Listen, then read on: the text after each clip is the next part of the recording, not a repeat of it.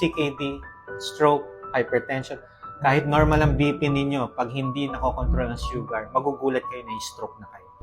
May patient ako, no? Tumawag sa akin, hindi ko maintindihan. Oh my.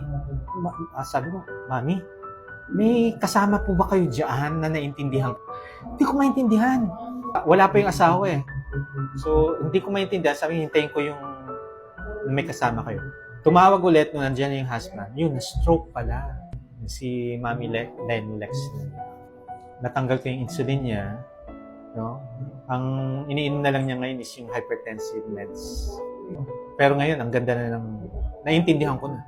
Yun yung improvement. Sabi ko naman, ang speech niya, mag-o-okay yan when you sing every day. Kumanta na kayo. Whistle. Kailangan na-exercise kasi yan eh. Therapy.